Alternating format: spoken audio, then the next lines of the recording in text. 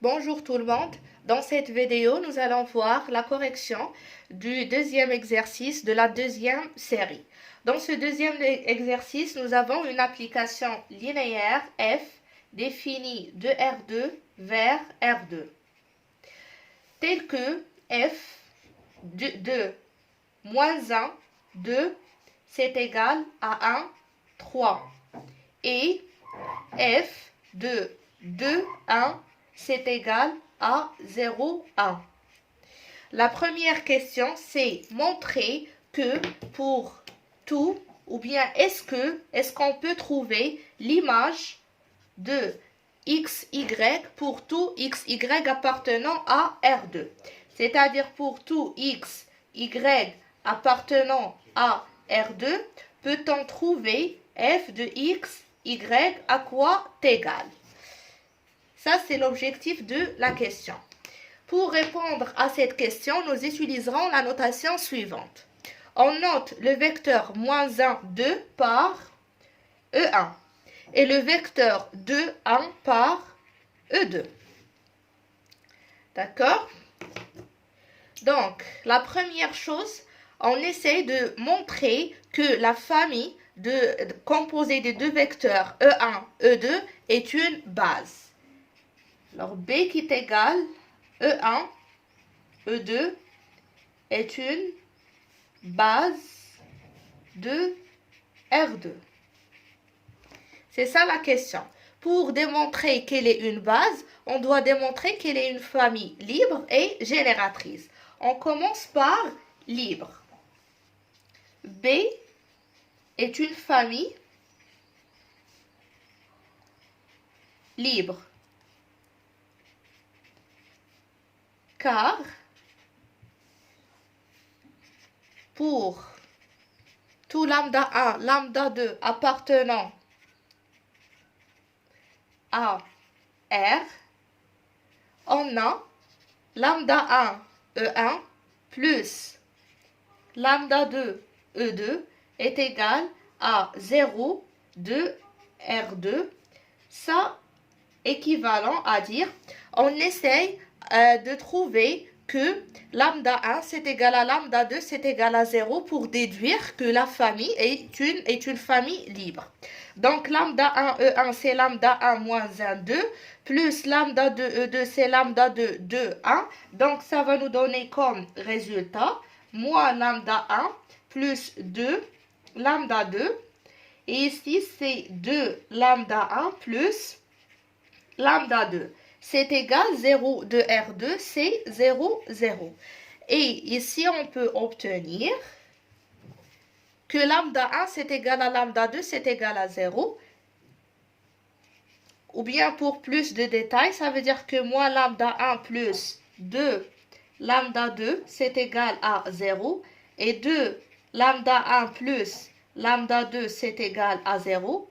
D'après ici, on peut dire que lambda 1 c'est égal à 2 lambda 2, ce qui veut dire ici que 2 lambda 1 c'est-à-dire 2 fois 2 lambda 2, ça fait 4 lambda 2 plus lambda 2 c'est égal à 0. Ici ça veut dire que 5 lambda 2 c'est égal à 0, ce qui implique que lambda 2 c'est égal à 0. Et si on remplace ici, on obtient que lambda 1 c'est égal à exactement 0. Donc, lambda 1 c'est égal à lambda 2 c'est égal à 0. Et par suite, la famille B est une famille libre. On passe maintenant pour démontrer qu'elle est génératrice. Mais heureusement, on a dimension de R2 c'est égal à exactement 2, c'est égal à le cardinal de B. Le cardinal de la base B, c'est le nombre de ces éléments, c'est égal à 2. Donc, ici, le cardinal de B, c'est égal à 2. Et dimension de R2, c'est égal à 2. Et comme dimension de R2 est égale à le cardinal de B, on peut déduire directement que B est une base de R2. Donc, B est une base de R2. Alors, comme B est une base de R2, elle est génératrice. Donc, j'écris tout d'abord en A, B, génératrice. Donc, pour tout X, Y appartenant à R2, il existe lambda 1, lambda 2 appartenant à R, tel que X, Y, c'est égal à lambda 1, E1, plus lambda 2, E2. Ça, c'est la définition d'une famille génératrice. Une famille génératrice, E1, E2 peuvent s'écrire comme combinaison linéaire. Et la combinaison linéaire, c'est égal à un élément appartenant à R2. Donc, qu'est-ce que ça veut dire lambda 1, E1 plus lambda 2, E2? On remplace, on obtient exactement ce qu'on a calculé ici, parce qu'on a déjà calculé lambda 1 fois E1 plus lambda 2 fois E2. Donc, c'est égal à moins lambda 1 plus 2, lambda 2. Et ici, c'est 2 lambda 1 plus lambda 2. C'est bon? Donc, ce qu'on essaye de trouver ici, on essaye de trouver à la place de lambda 1 et lambda 2, de les réécrire en fonction de x et y. Je rappelle, la question c'est trouver f de x, y si c'est possible. F de x, y, c'est-à-dire f de lambda 1, E1 plus lambda 2, E2. J'écris ici avec autre couleur, comme un petit brouillon. Donc, on essaye de trouver f de x, y. Autrement dit, c'est f de lambda 1, E1 plus lambda 2, E2. Et comme f, déjà, on sait que f, c'est une application linéaire. C'est-à-dire que j'ai le droit d'écrire lambda 1, f de E1, plus lambda 2, f de E2. Je sais très bien, E1 à quoi est égal, voilà, E1 c'est moins 1, 2, donc f de E1 c'est 1, 3, j'ai déjà f de E1 à quoi est égal, et pour f de E2 c'est la même chose, je sais très bien que f de E2 c'est égal à 0, 1, donc il me reste de trouver lambda 1 et lambda 2 en fonction de x et y. Pour trouver lambda 1 et lambda 2 en fonction de x et y, on va utiliser cette égalité, celle-ci. Voilà. Donc, ça veut dire, si on réécrit cette égalité sous forme d'un système ayant des équations, ça veut dire c'est équivalent à dire que le x est égal à moins lambda 1 plus 2 lambda 2 et le y c'est égal à 2 lambda 1 plus lambda 2. C'est équivalent à dire que après des calculs, on peut trouver que lambda 1 c'est égal à 2 lambda 2 plus, je fais ici le lambda 1 et ici le x, donc c'est moins x.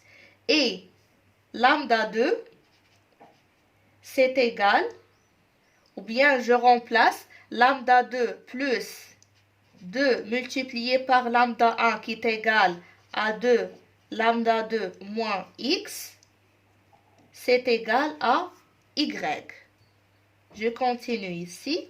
C'est équivalent à dire que lambda 1, c'est égal à 2 lambda 2 moins x.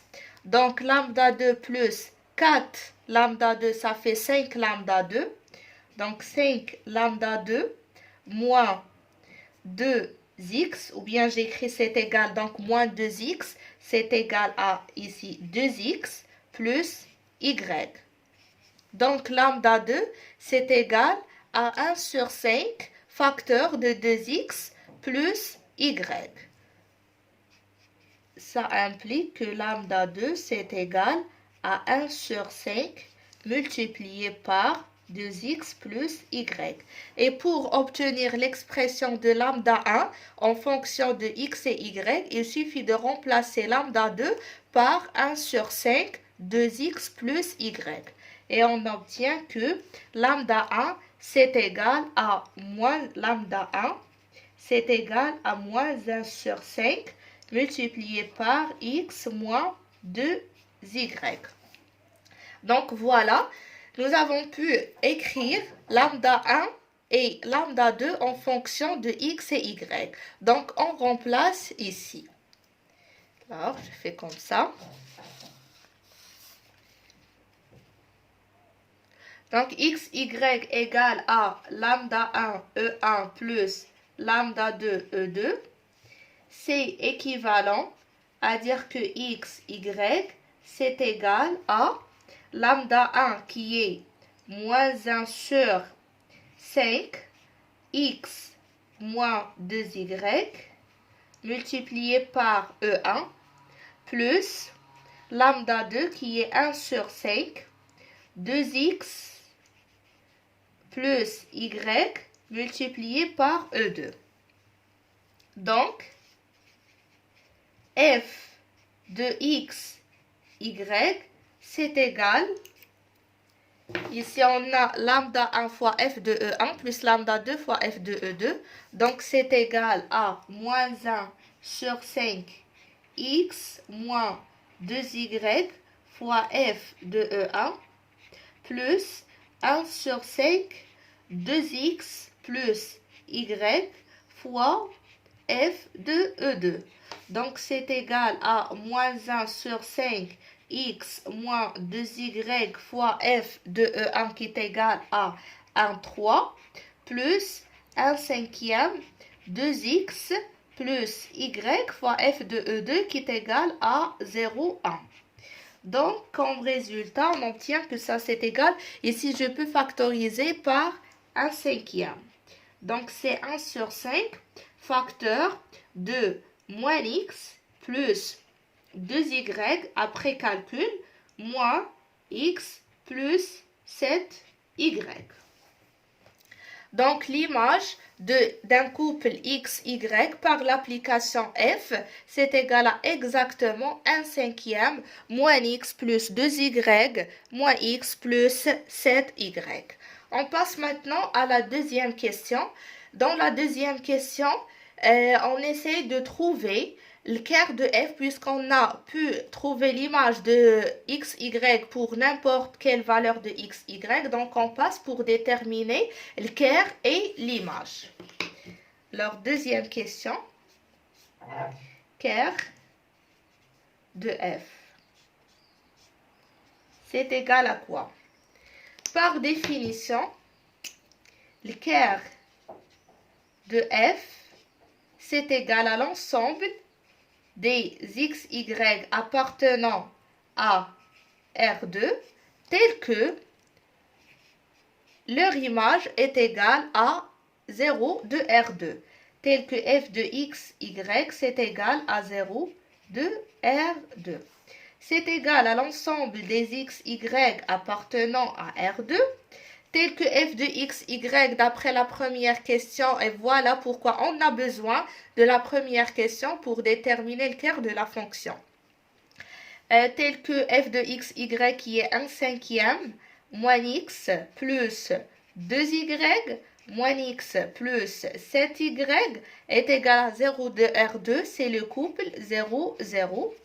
Donc, c'est équivalent à dire, ou bien c'est égal à le couple x, y appartenant à R2, tel que ici 1 cinquième fois moins x plus 2y, c'est égal à 0, et 1 cinquième fois moins x plus 7y, c'est égal à 0. On calcule.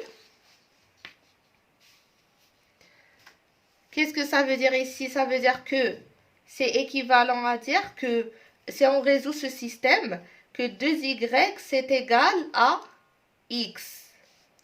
Et ici, ça veut dire que je fais comme ça.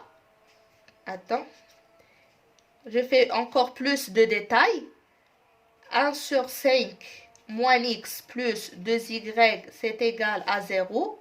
Et le 1 sur 5 moins x plus 7y, c'est égal à 0.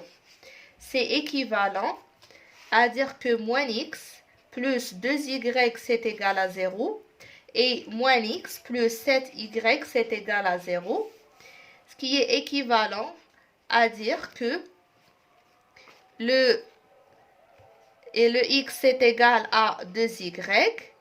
Et on remplace ici moins 2y plus 7y, c'est égal à 0. Ce qui veut dire que 5y, c'est égal, d'après ici, 5y, c'est égal à 0. Donc, y, c'est égal à 0. Si on remplace, on obtient que x, c'est égal à exactement 0. Donc, on peut dire que le quart, de f, c'est égal le singleton 0, 0. Donc, l'application, lorsqu'on a le quart de f, c'est égal à 0 de R2, on peut déduire que l'application est injective. Donc, f est injective. Et puisque f est un endomorphisme, et je rappelle, un endomorphisme, c'est une application linéaire de E vers E. Ici, on a une application linéaire de R2 vers R2. L'ensemble de départ, c'est égal à l'ensemble d'arrivée. Donc, f est un endomorphisme, ça me permet de dire que f est une application bijective. Donc, et puisque f est endomorphisme,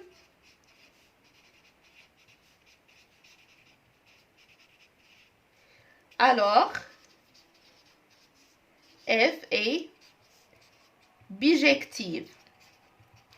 Et le fait que f est une application bijective, ça me permet de déduire l'image de f. D'où l'image de f, c'est égal à exactement f de R2 qui est égal à R2.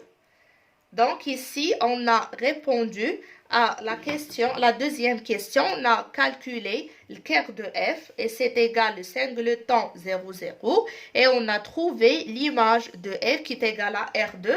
On a pu trouver l'image de f grâce au fait que l'application est bijective. Et pourquoi l'application est bijective? Parce qu'elle est un endomorphisme de R2 vers R2. Et comme ça, on arrive à la fin de la correction du deuxième exercice. Et dans la vidéo prochaine, on va entamer le troisième exercice. Merci.